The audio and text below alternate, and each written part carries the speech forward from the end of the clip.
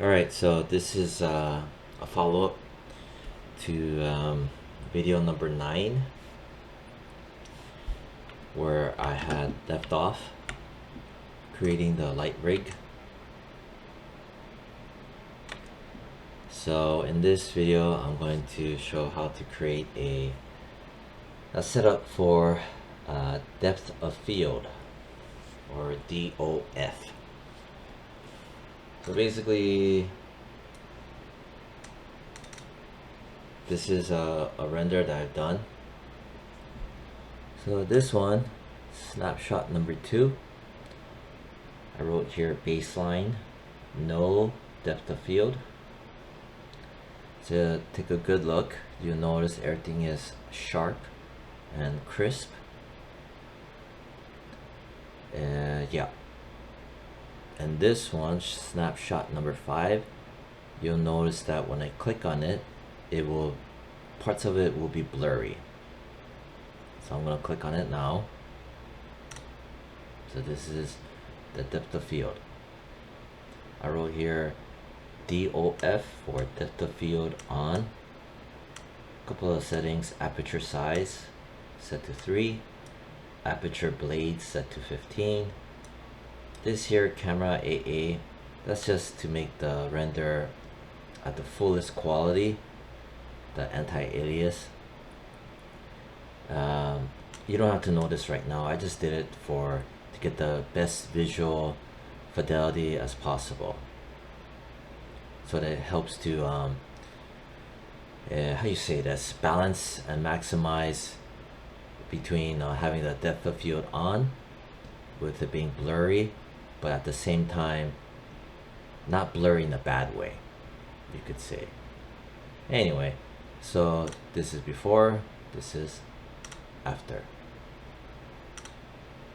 Without the baseline render, it took 2 seconds, and right here it took up about 4.6 gigs, so 4,676 megabytes. That's equivalent, that's basically 4.6 gigabytes of VRAM. I'm mentioning this because depending on your graphics card, right?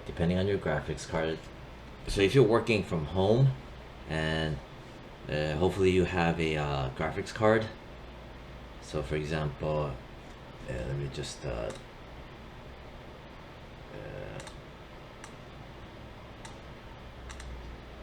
NVIDIA graphics card. So I'm going to sidetrack for a bit, but this is important to mention. So these graphics card, you'll notice here between 8 and 16 gigabytes, or between 4 to 8 gigabytes, under 4 gigabytes, right? So all these graphics cards, depending on what kind of graphics card that you have, you might have limitations as to the graphics card's performance. So let's say NVIDIA graphics card RTX 3050, right? So this is the lower end model for a graphics card. Just bear with me, I do have to mention this. If you don't like it, too bad. So this one here, let's look at the specs. It has 8 gigabytes. Alright, that's not too bad at all. Wait, no. So I hate NVIDIA sometimes. So this RTX 3050, there's 2 types. The 8 gigabyte type, which is normal, and the bullshit rip you off type, which is 6 gigabytes. A lot of people do not know about this if you're not into hardware tech. So this here, same name, but with a weaker specs, meaning 6 gigabytes. So basically what I'm saying is that if you have a graphics card, right, NVIDIA, that's the main brand that the support GPU rendering, graphics card rendering. If you have a graphics card that has, like, say for example 6 gigabytes of RAM, right, 6 gigabytes of VRAM for your graphics card that comes with the VRAM, right, that means here you have to be wary of how much it's taking up. Right now it is taking up just about 4.67 gigabytes of VRAM. So 4,600 megabytes is equivalent to 4.6 gigabytes, right? So I'm not there yet in terms of a certain cutoff. So basically what happens is that if your graphics card renders, right, the GPU rendering, and it surpasses the amount of VRAM that you have available for your graphics card. For example, if you have a GeForce RTX 3050 with a 6 gigabyte of VRAM, once you hit 6,000 megabytes, your GPU rendering will stall out and it will take forever to render. This is the reason why I'm blabbering and going off tangent, right? Because right now I'm at 4.8 gigabytes of VRAM usage. So if you have, say, a 6 gigabyte, you have to keep wary of it, be mindful if you hit, say, 6,000 gigabytes of VRAM. Because after you pass the amount of VRAM available for your graphics card, it's pretty much game over for you rendering GPU. If you're using your own personal computer, some people might have 12 gigabytes of RAM. Some people might have 8 gigabytes of VRAM pertaining to their graphics card. So I just have to mention that. If you're at school, this doesn't matter, because all the GPUs at school are maxed out to have a lot of VRAM, so you're good to go. So I'm just mentioning it if you're working from home. Anyway, so enough of that rambling. Okay. Anyway, so before, after. Okay.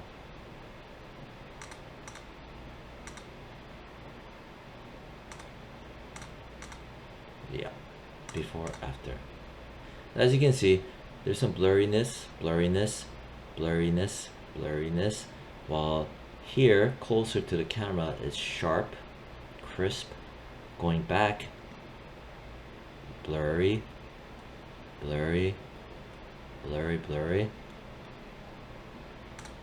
including here, blurry, and sharper, crisp. A little bit crisp, gets blurry. So that's the depth of field out that I'm going to show. Alright. So here we are. So what I'm gonna do right now is just let me get my bearings. And so there's depth of field, it goes back to photography, you know, and all that stuff. I'm not gonna blabber about it. I'm just gonna show it and what buttons to press, how to set it up, and what buttons not to use, right? So from here, what I need to do is set up a distance so that it will link up with the camera. And then, you know what, I'm just gonna freaking do it. In here, I'm gonna go, let's say I'm back to rendering, right, where I had left off. I need to go to create, scroll down, measure tools, distance tool. So create, measure tools, distance tool. And then spacebar. And this one, where I set to the render cam, I'm just gonna go to panels, orthographic, top. You don't have to use this, but I'm just gonna use it because it's just simple. And I don't see my camera, meaning my render cam. I'm gonna go to show, viewport, cameras. There's the camera. Again, it's right in the middle, right? Default setup. Keep things simple. Anyway, I'm gonna click one. See my cursor, it has a crosshair. That means it's live and that it is having the distance tool activated.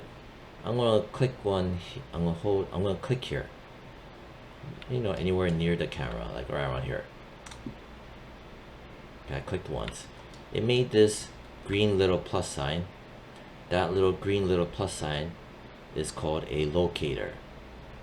Right, just don't mind this just yet.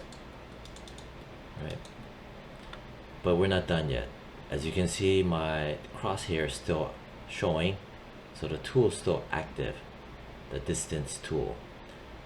Anyway, from here, I'm gonna hold the shift key. I hold the shift key, and I'm gonna move my cursor right around here,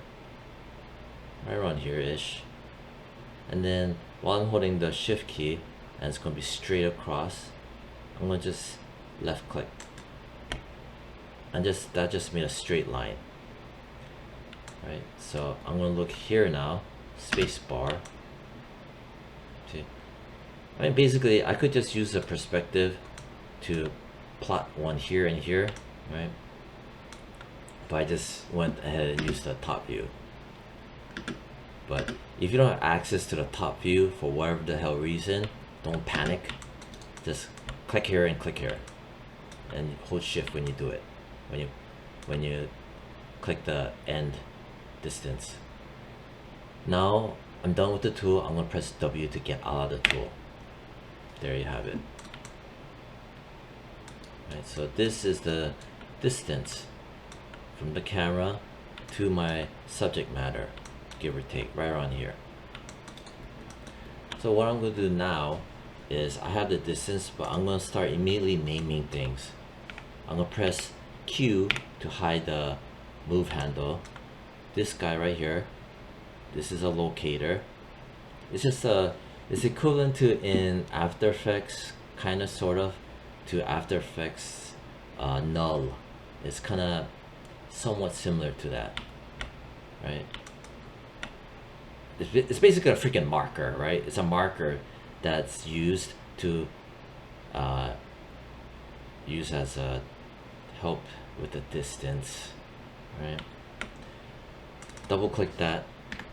I'm gonna name this locator for camera, because this locator is gonna be for the camera. That's why I name it locator for the camera. That guy right there. This guy, double click it. I'm gonna name it locator for subject, meaning our subject. Then I'm gonna grab both of them. They're small and tiny and puny. I'm gonna press R, right? And I'm gonna, from the center cube, I'm gonna jack it up huge like that. Okay. So there's our locator. I'm gonna grab both of the locators, press W, right? Both of the locators, make sure you name them. I'm gonna just lift it up to here. Eye level. That. Nothing where you have to be super precise or accurate, right? Just, you know, eye level. You know, these lights are really annoying me right now, so I'm gonna go to show, viewport, lights. I'm gonna hide them. That does not mean that the lights are not gonna show or work. It just means that in this viewport, you just don't see it. They are active and live, you just don't see it.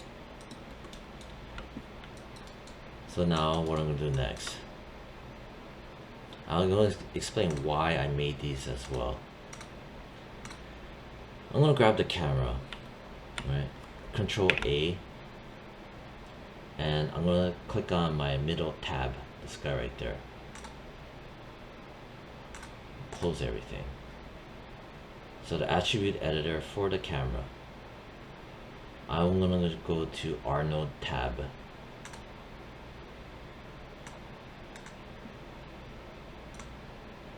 R node tab for the camera.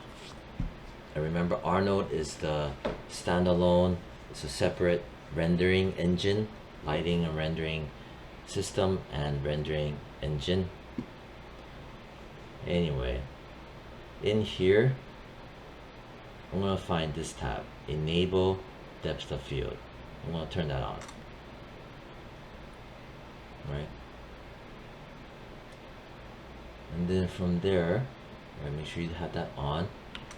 So regarding depth of field, right, and there's like this focus distance, and that's the reason why we made these locators that are part of a tool set called the distance tool, right? Where this locator and this locator works in conjunction to get the measurements between A and B. And the reason why you need the measurements between A and B is that this distance has to be calculated for the focus distance. So that focus is from here to here, A to B. And anything after that starts to get blurrier, blurrier, and blurrier. Hence the reason why here you could see that, you know, just even a little bit further behind, it starts to get blurred out because the focus starts to dissipate. But anything closer to the target keeps it sharp and crisp. So that's the usage for the locators and the distance tool, blah blah blah. So what's going to happen is that this measurement, right now it's manual, so that typically you have to punch in 177 and the distance. This is 177 centimeters. I'd have to type in here 177 to get the exact focus distance. But you know, I don't want to always have to punch in the numbers. I don't want to always have to go in and, you know, I mean, grab this and let's see if my subject is further back, right? Let's say the subject is further back here, or let's say if, you know, the camera control shift right click, set it to world. If the camera is further back here, that means I need to grab this and pull this back here and grab this number 265 centimeters. Then I have to go back here. I have to go back here and type in 265, blah blah blah blah. It becomes a real hassle, and I don't want to deal with that. So there's a way to do it so that everything is automated in terms of the punching in the numbers, and that's what we're gonna be doing. Alright, so we named the locator for the camera, we named the locator for the subject matter, right? And the subject matter, this, I could pull it to here if I want to, right? Or here. It all depends on the look you're going for regarding depth of field.